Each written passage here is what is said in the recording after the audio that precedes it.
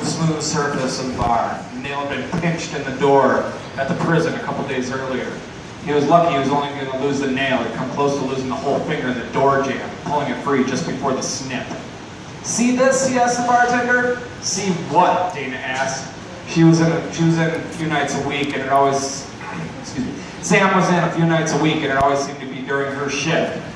She tried to make busy when he was there. She stacked the dry glass with the others and reluctantly moved it close to his finger and looked at his finger. The asshole at work nearly tore it off, shut the door on him.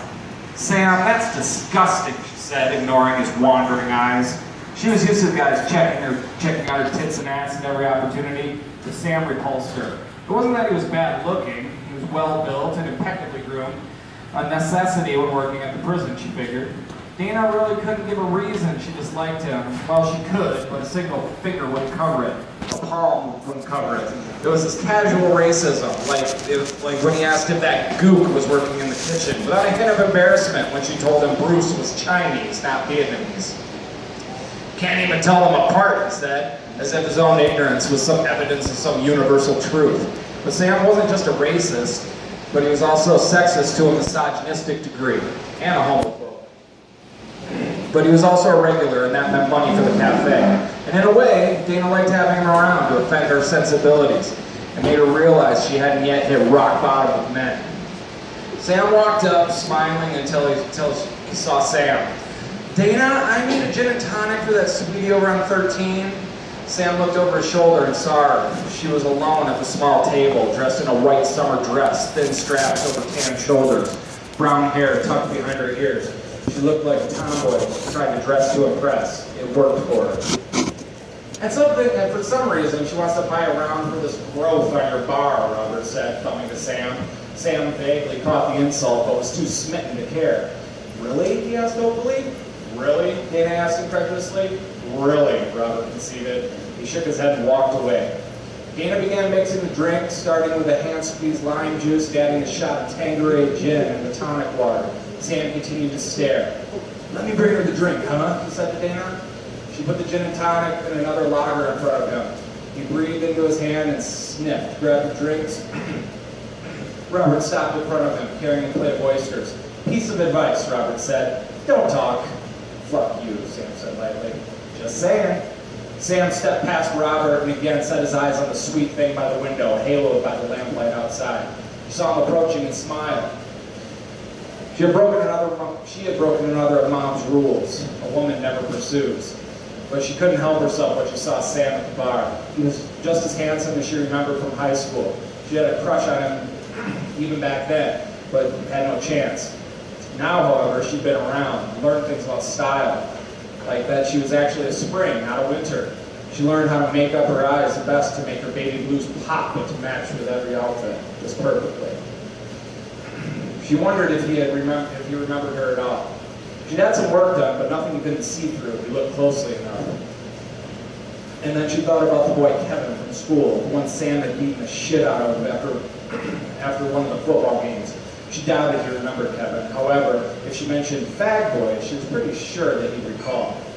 Why was she still attracted to him was beyond her, but she'd long ago given up on searching out the psychology of longing, desire.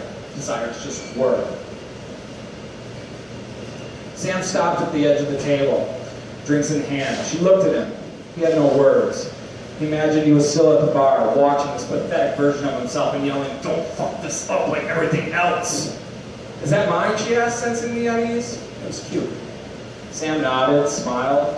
"Can I have it?" she asked. "Yeah, of course, sorry." Sam set down the drink, spilling a bit out over the side of the glass. He wished he'd taken a shot or two. He sipped his beer. "Thanks for the round," he said, wiping the foam from his lip with the back of his hand. "My pleasure," she said. "Want to join me?" She could hear Mom. A lady doesn't ask a man to join her. She lets him ask. Sam sat across from her and took another drink. He dabbed at the spill with her napkin and then sipped her drink through the red swizzle straw. "So," he said, "what brings you to Metroport?" "I'm from here, actually. I just got back into town. I was in college and then in Thailand for the last year teaching English. Going back in a couple months." "Wow, that sounds exciting," he said. "I'd like to travel, but I'm pretty busy with work." "But not to a country full of chinks." Robert walked by carrying 2 slices of key lime pie. "What do you do?" she asked, eyeing the pie. "He works at the prison, like all the towny boys." "I work at the prison." "Isn't it scary? All those violent men in one place?" "Isn't so bad. Want to see something?" "Okay." He held up the finger he'd smashed. "Oh," she winced. "This is about the worst I've been hurt on the job. Caught it in the door." "Does it hurt?" "Nah," he said. He looked at her. Her eyes held him captive, lost in the forest of her lashes. "I can't believe I haven't seen you before." "I've seen you," she said. "Where?" "Around," she said. She hoped she was coming off coy, not cold. Mom said a lady should act so a man can just barely tell the difference, enough to keep him interested while also keeping him at a distance.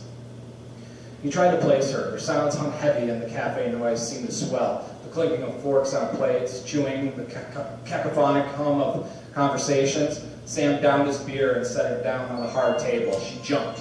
Sorry, he breathed deeply. "Look, I'm terrible at this kind of thing, so I'm just going to be honest. I think you are about the most beautiful creature I have ever seen." She smiled. He relaxed a bit. I mean it. You want to go out with me sometime? Man, I wish you'd be around for Margaretta days. I would have loved to take you, but... She looked at him, and she was afraid. She was searching for some excuse. God, he hated himself. Too eager. Idiot! His face flushed, and he felt like everyone in the place was looking at him. Margaretta days. They still do the reenactments? She rolled her eyes. I used to play a fur trapper. I used to be a redcoat. No kidding. I wouldn't kid about Margaretta days. He circled the rim of his mug with a bruised finger. "You still didn't answer my question." She nodded, smiled into her lap. "I'd like that, but I think we should do something else first."